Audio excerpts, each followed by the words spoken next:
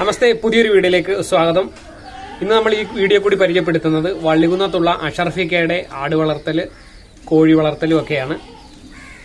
Video ആദ്യമായി കാണുന്നവർ subscribe ചെയ്യാൻ മറക്കരുത്. കാർഷിക അറിവുകളും നോട്ടിഫിക്കേഷനായി ലഭിക്കാൻ ബെല്ലൈക്കൻ പ്രസ് ചെയ്യുക. കാർഷിക അറിവുകൾ ആഗ്രഹിക്കുന്ന സുഹൃത്തുക്കൾക്ക് വീഡിയോ ഷെയർ ചെയ്യുക. നേരെ വീഡിയോയിലേക്ക് പോവാം. നന്ദി, നമസ്കാരം.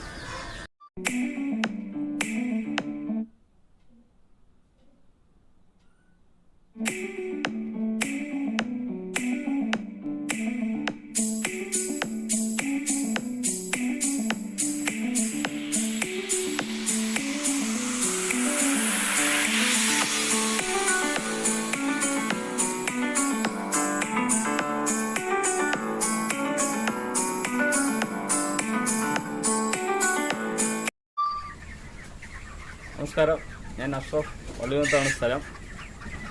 ഞാനൊരു കർഷകനാണ്. എനിക്ക് കുറച്ച് ആടിൻ്റെ ചെറിയൊരു ഫാമുണ്ട്. അതുപോലെ ബ്രോയിലർ കോഴി കുറച്ച് ചെയ്യുന്നുണ്ട്. ഞാൻ ആട് ഫാം തുടങ്ങിയിട്ട് ഇപ്പോൾ 2 വർഷത്തോളം ആവുന്നുള്ളൂ. പക്ഷെ ബ്രോയിലർ തുടങ്ങിയിട്ട് ഇപ്പോൾ 7 വർഷം കഴിഞ്ഞിട്ടുണ്ട്. പിന്നെ ഇത് ഡേ കൊണ്ട് കുഞ്ഞുങ്ങളെ കൊണ്ടുവന്നിട്ട് 40 ദിവസമായിട്ട് വളർത്തി വലുതാക്കി ഒന്നിച്ച് ഹോൾസെയിലുകാർക്ക് കൊടുക്കുന്ന ആ രീതിയാണ്. കോഴി വളർത്തൽ എങ്ങനെയുണ്ട്? ലാഭകരമാക്കി പോകുന്നുണ്ടോ? ലാഭകരമാണോ എന്ന് ചോദിച്ചാൽ ലാഭകരമാണ്, നഷ്ടമാണോ എന്ന് ചോദിച്ചാൽ നഷ്ടവുമാണ്. ഇതൊരു സീസൺ, ചില സമയങ്ങളിൽ നമുക്ക് ലാഭം കിട്ടും, അതുപോലെ നഷ്ടങ്ങളും വരും. തീറ്റിച്ചെലവിന്റെ വിലവർധനമാണോ ഇതിന് കാരണം? തീറ്റിച്ചെലവിന്റെ വിലവർധന ഇപ്പൊ ഈ ഒരു 3 മാസം കൊണ്ട് ഒരു ചാക്കിന് 500 രൂപ വെച്ച് കൂടുതലാണ്. അപ്പൊ നമുക്ക് പ്രൊഡക്ഷൻ കോസ്റ്റ് അത്രയും കൂടുതലാണ് വരുന്നത്. പക്ഷെ നമുക്ക് സെയിൽ ചെയ്യുമ്പോൾ അത്രയും കിട്ടുന്നില്ല. പ്രതീക്ഷിക്കുന്ന രീതിയിലുള്ള ഗ്രോത്ത് കിട്ടുന്നുണ്ടോ ഈ കോഴിക്ക്? കോഴിക്ക് നമ്മൾ പ്രതീക്ഷിക്കുന്ന രീതിയിലുള്ള ഗ്രോത്ത് കിട്ടുന്നുണ്ട്. എന്നാലും നമുക്ക് ആ പ്രൊഡക്ഷൻ കോസ്റ്റും നമ്മുടെ ഫാം റേറ്റും വെച്ച് നോക്കുമ്പോൾ ഇപ്പോഴത്തെ അവസ്ഥയിൽ നമുക്ക് നഷ്ടമാണ്. ഇതിന്റെ ഫുഡും കാര്യങ്ങളൊക്കെ എങ്ങനെയാണ്? ഫുഡ് ഇത് 3 ടൈപ്പ് തീറ്റകളാണ് കൊടുക്കുന്നത്. ഒന്ന് pre starter, starter, finisher. Pre starter കൊടുക്കുന്ന ആദ്യത്തെ ഒരു 10 ദിവസം അല്ലെങ്കിൽ 12 ദിവസം പ്രീ സ്റ്റാർട്ടർ കൊടുക്കും. അത് കഴിഞ്ഞാൽ 25 ദിവസം വരെ സ്റ്റാർട്ടർ കൊടുക്കും. 25 മുതൽ മുകളിലോട്ട് 40 ദിവസം 42 ദിവസം നമ്മൾ ഹാർവസ്റ്റ് ചെയ്യുന്ന ആ സമയം വരെ ഫിനിഷറാണ് കൊടുക്കുന്നത്.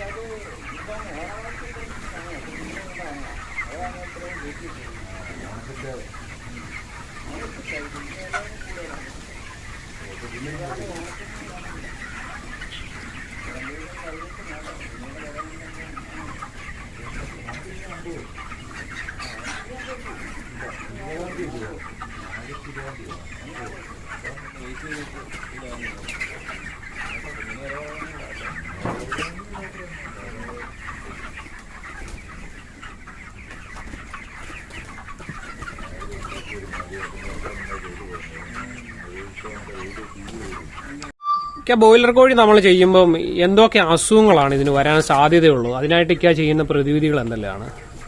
ഇതിന് സാധാരണ നമ്മൾ അസുഖം വരാതിരിക്കാനുള്ള 2 വാക്സിനേഷൻ നമ്മൾ കൊടുക്കുന്നുണ്ട്. ഒന്ന് ലെസോട്ട, IBD.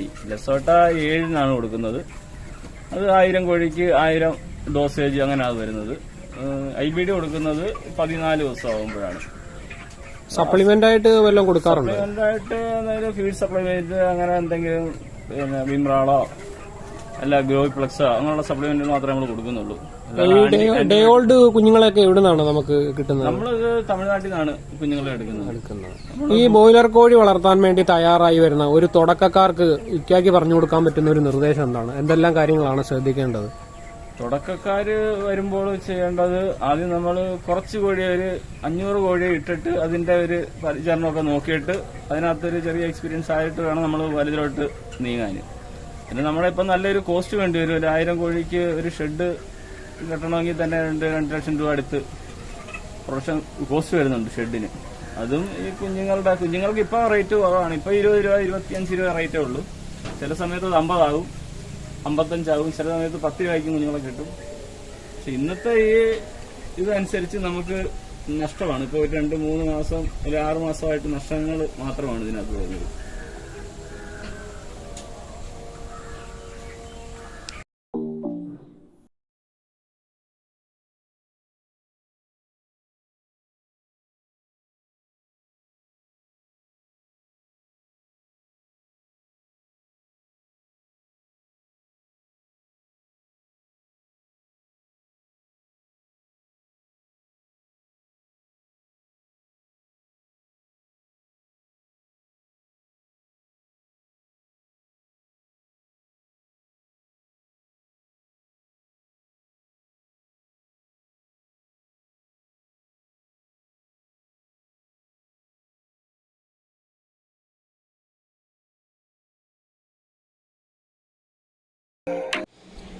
അഷറഫിക്ക കോഴി വളർത്തലിൽ മാത്രമല്ല കഴിവ് തെളിയിച്ചിട്ടുള്ളത്, നല്ല ആടുകളാണ്.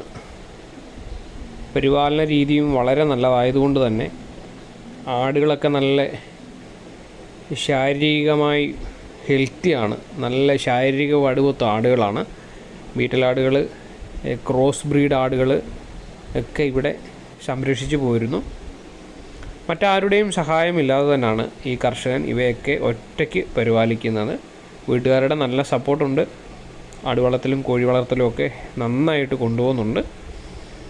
അപ്പോൾ ഈ കോഴി ഫാമിൽ സാധാരണ നമ്മൾ കോഴി ഫാമുകളിലൊക്കെ ചെന്ന് കഴിഞ്ഞാൽ സ്മെല്ലടിക്കാറുണ്ട്. ഇവിടെ അതൊന്നും ഫീൽ ചെയ്തില്ല. വളരെ വൃത്തിയായിട്ടാണ് അദ്ദേഹം കോഴി ഫാമൊക്കെ മുന്നോട്ട് കൊണ്ടുപോകുന്നത്. യാതൊരു വിധമായ സ്മെല്ലോ കാര്യങ്ങളോ ഒന്നുമില്ല. എല്ലാ ദിവസവും കൃത്യതയോടുകൂടിയുള്ള പരിപാലനമാണ് അതിന് കാരണം തന്നെ.